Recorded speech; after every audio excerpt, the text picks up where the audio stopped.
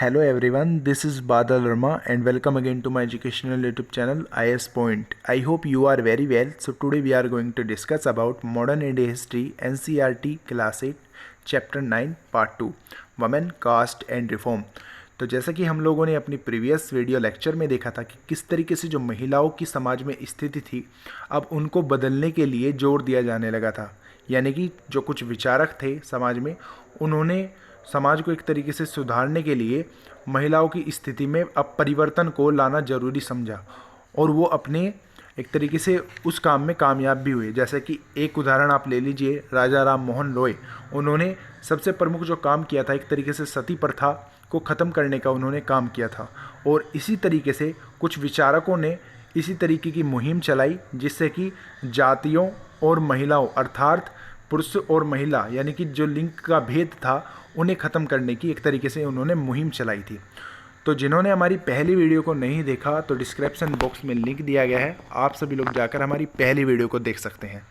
तो चलिए दोस्तों आज की वीडियो को शुरू करते हैं। तो देखिए, तो जो महिलाएं थी ना अब उन्होंने क्या किया था कि वो महिलाओं के बारे में ही लिखने लगी थी। तो देखिए, तो इसकी शुरुआत होती है 20वीं सदी से। तो बहुत सारी जो मुस्लिम महिलाएं थी उन्होंने अब मुस्लिम शिक्षाओं यानी कि एक तरीके से महिलाओं की शिक्षाओं को बढ़ावा देना शुरू कर दिया था और इसकी अहम भूमिका जो थी वो अदा की थी। तो जैसे जैसे भोपाल के बेगमों ने अलीगढ़ में लड़कियों के लिए प्राथमिक स्कूल खोला था। तो देखिए, तो भोपाल की कुछ बेगमों ने कहाँ पर सबसे पहले स्कूल खोले थे, प्राइमरी यानी कि प्राथमिक स्कूल कहाँ पर खोले थे लड़कियों के लिए, अलीगढ़ में। तो इसी तरीके की एक बेगम रुकैया भी थी, यानी कि बेगम रुकैया सखावत हुसैन इनका पूरा नाम था, जिन्होंने एक तरीके से इस दौर में काफ़ी ज़्यादा वो प्रभावी रही। तो जिन्होंने कोलकाता और पटना से मुस्लिम लड़कियों के लिए स्कूल खोले और वह रूढ़िवादी विचारों की एक तरीके से जो थी वो कठोर आलोचक थी और उनका मानना था कि प्रत्येक धर्म के धार्मिक नेताओं ने औरतों को निचले दर्जे में रखा है। तो उनका ये मानना था। तो देखिए, तो 1880 के दशक में यानी कि 1880 के दशक में तब तक आते आते भारतीय महिलाएं विश्वविद्यालय में प्रवेश लेने लगी थी।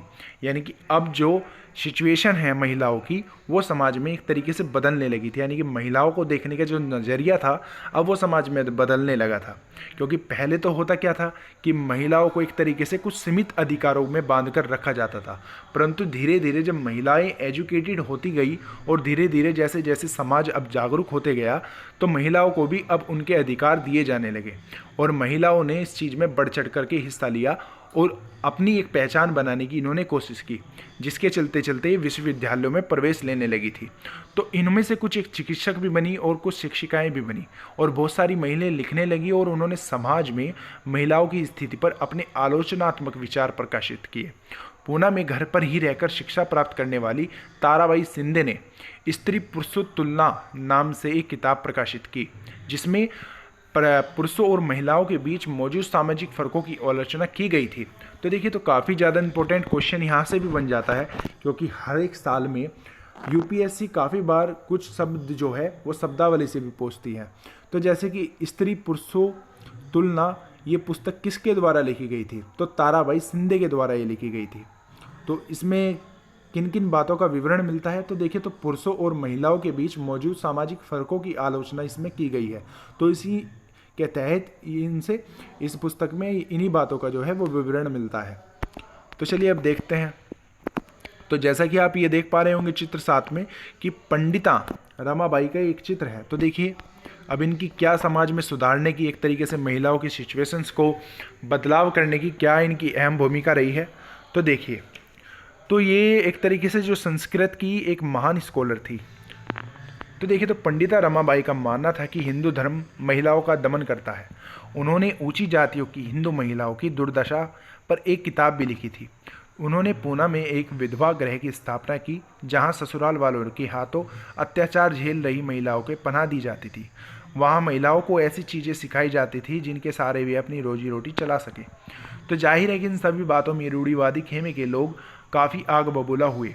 उदाहरण के लिए बहुत सारे हिंदू राष्ट्रवादियों को लगने लगा था कि जो हिंदू महिलाएं हैं उनको पश्चिमी तौर तरीके अपना रही हैं, जिससे हिंदू संस्कृति भ्रष्ट होगी और पारिवारिक संस्कार नष्ट हो जाएंगे। तो रूढ़िवादी मुसलमान भी इन बदलावों के नतीजे को लेकर चिंतित थे। तो देखिए, तो जैसा कि हम लोगों ने देखा, जो 19वीं सदी के आखिर तक खुद महिलाएं जो थी वो खुद ही सुधरने लगी थी, यानी कि बढ़ चढ़कर वो प्रयास करने लगी थी किसी चीज़ को सीखने के लिए। जब देखो समाज में, जब समाज ने एक तरीके से महिलाओं को मौका दिया तो काफ़ी ज़्यादा बदलाव जो है वो महिलाओं के द्वारा लाए गए। और आज वर्तमान समय में आप जानते ही होंगे कि आज अगर देखा जाए तो महिलाएं आज सबसे ज़्यादा ऊपर है। जैसे कि आप निर्मला सीतारमण को ही ले लीजिए, और काफ़ी ज़्यादा महिलाएं, कल्पना चावला को ले लीजिए। यानी कि जब जब महिलाओं को एक तरीके से समाज ने मौका दिया तो महिलाओं ने वो अपनी कसौटी पर खरी उतरी। तो देखिए, अब इसमें बात करते हैं। तो उन्होंने किताबें लिखी, पत्रिकाएं निकाली और स्कूल के प्रशिक्षण केंद्र खोले तथा महिलाओं को एक तरीके से संगठित किया। तो देखिए, तो 20वीं सदी की शुरुआत से ही महिलाओं को मताधिकार, बेहतर स्वास्थ्य सुविधाएं और शिक्षा के अधिकार के बारे में कानून बनाने के लिए राजनीतिक दबाव समूह बनाने लगी थी। तो उनमें से कुछ महिलाओं ने 1920 अर्थात 1920 के दशक के बाद विभिन्न प्रकार के राष्ट्रवादी और समाजवादी आलोचनों में हिस्सा भी लिया। तो देखिए, तो 20वीं शताब्दी में हुआ क्या था कि जो जवाहरलाल नेहरू और सुभाष चंद्र बोस जैसे नेता थे, उन्होंने महिलाओं के लिए और भी अधिक स्वतंत्रता और समानता की मांगों का समर्थन किया और राष्ट्रीय नेताओं का आश्वासन दिया कि स्वतंत्रता मिलने पर सभी पुरुष व महिलाओं को वोट डालने का अधिकार दिया जाएगा। तो परंतु उनका आह्वान था कि जब तक वे स्वतंत्रता नहीं मिल जाती तब तक महिलाओं को अंग्रेजी राज विरोधी संघर्ष में ही जोर लगाना चाहिए। तो देखिए, तो एक तरीके से जो राष्ट्रीय नेता थे उन्होंने भी इस बात पर अब जोर दिया था। और सबसे मुख्य कारण तो देखो जोर देने का ये था कि वोट की वजह से उन्होंने जोर दिया था। परंतु अगर इसका पॉजिटिव पॉइंट भी सोचा जाए तो उन्होंने कहीं ना कहीं सोचा था कि अगर महिलाओं की स्थिति में सुधार आता है तो देश और ज़्यादा तेज़ी से तरक्की कर सकता है। तो इसीलिए जो कुछ सुधारक हैं उन्होंने बदलाव लाने की कोशिश की थी। तो देखिए, वैसे आप लोगों को ये अगर पढ़ना चाहते हैं तो काफ़ी ज़्यादा इंटरेस्टिंग ये होता है, तो आप लोग इसे ज़रूर पढ़ेंगे। ऑलराइट, तो चलिए फ़िलहाल आगे बढ़ते हैं बिना अपना टाइम वेस्ट किए। तो देखिए, अब देखते हैं बाल विवाह के विरुद्ध कानून। तो किस तरीके से जो बाल विवाह होते थे, आपको पता ही होगा कि प्राचीन समय में होता क्या था कि जो बाल विवाह है वो काफ़ी ज़्यादा प्रथाएं जो थी वो शुरू से ही चलती आ रही थी। यानी कि काफ़ी उम्र, यानी कि 12-13 साल की लड़कियों के ही बाल विवाह कर दिए जाते थे। तो ऐसे मतलब कौन कौन से कानून पारित किए गए कि जिनसे बाल विवाहों पर जो थी वो रोक लगाई गई। तो देखिए, तो महिलाएं जो थी उन्होंने संगठनों के विकास तथा इन मुद्दों पर भी एक तरीके से लेखन की वजह से सुधारकों के पक्ष में आवाज़ और मजबूत हुई। तो देखिए, तो लोग बाल विवाह जैसी स्थापित परंपराओं को चुनौती देने लगे। तो केंद्रीय विधानसभा में बहुत सारे सांसद थे जिन्होंने बाल विवाह पर पाबंदी हेतु कानून बनाने के लिए संघर्ष किया। तो 1929 में, यानी कि 1929 में बाल विवाह निषेध अधिनियम पारित किया गया। तो देखिए, ये काफ़ी ज़्यादा इंपॉर्टेंट क्वेश्चन है कि बाल विवाह निषेध अधिनियम कब पारित किया गया था। तो 1929 में ये पारित किया गया था। तो देखिए, तो इस कानून के बारे में एक ऐसी कड़वी बहसें और संघर्ष नहीं हुए जैसे पुराने सुधारवादी कानूनों के बारे में हुए थे। तो इस कानून के अनुसार 18 साल से कम उम्र के लड़के और 16 साल से कम उम्र की लड़की की शादी नहीं की जा सकती। बाद में यह उम्र बढ़ाकर क्रम से 21 साल व 18 साल कर दी गई थी। तो देखिए, जो वर्तमान समय में भी है। तो चित्र 8 में जैसा कि आप देख ही पा रहे होंगे कि 8 साल की ये दुल्हन है। तो देखिए, तो इस चित्र में आप देख पा रहे होंगे कि बाल विवाह का किस तरीके से पहले जो था वो प्रचलन था। एक तरीके से नहीं देखा जाता था कि भाई ये जो लड़की है वो 5 साल की है, 7 साल की है, 8 साल की है, परंतु उनके बाल विवाह कर दिए जाते थे। तो काफ़ी ज़्यादा रोक लगाने की इन पर कोशिश की गई, जो कि कोशिश कामयाब भी हुई। तो कुछ कानून पारित करने के बाद तो समझो, यानी कि जब भारत हमारा एक तरीके से आज़ाद हो गया था और जब भारत का संविधान एक तरीके से लागू किया गया था, देन उसके बाद तो ये मान लीजिए कि एक तरीके से डे बाय डे सिचुएशंस जो थी वो अब अंडर कंट्रोल होने लगी थी। यानी कि जो चीज़ें समाज में बुराइयां थी किसी चीज़ को लेकर, तो वो बुराइयां भी कब अभी कुछ हद तक ख़त्म होने लगी थी। तो देखिए, तो इसमें क्या बताने की कोशिश की गई है, तो ये 20वीं शताब्दी की शुरुआत से ही एक बाल वधू का चित्र है। तो क्या आपको पता है कि आज हमारे देश में 20% से ज़्यादा लड़कियां की शादी 18 साल से पहले ही हो जाती है। तो देखिए, काफ़ी ज़्यादा आज भी ऐसा होता है। जैसा कि आपको पता भी होगा, अभी तक मतलब कुछ जातियाँ ऐसी हैं जो पहले ही एक तरीके से 18 साल से पहले यानी कि एडल्ट होने से पहले ही उनके विवाह जो हैं वो कर देते हैं। परंतु एक तरीके से अगर देखा जाए तो ये गैर कानूनी होता है अंडर कॉन्स्टिट्यूशन। अगर लॉ के अकॉर्डिंग ये सभी चीज़ें किए जाए तो ये एक तरीके से कानूनन मानी जाती है, परंतु अगर गैर कानूनन ये काम किए जाते हैं तो एक तरीके से इनका सजा का प्रावधान भी दिया गया है। ऑलराइट, तो अब देखते हैं जाति और समाज सुधार। तो अब देखते हैं कि जातियों और समाज को सुधारने के लिए क्या क्या कदम उठाए गए थे। तो जैसे कि हमने अभी जिन समाज सुधारकों का जिक्र किया उनमें से कई जातियाँ गैर बराबरी के भी विरोध करने लगे थे। तो देखिए, राजा राम मोहन रॉय ने जाति व्यवस्था की आलोचना करने वाले एक पुराने बौद्ध ग्रंथ का अनुवाद किया। तो प्रार्थना समाज भक्ति परंपरा का समर्थक था, जिसमें सभी जाति और आध्यात्मिकता समानता पर जोर दिया गया था। तो देखिए, जाति उन्मूलन के लिए काम करने के लिए बम्बई में 1840 में परमहंस मंडली का गठन किया गया। तो 1840 में किस मंडली का गठन किया गया था? परमहंस।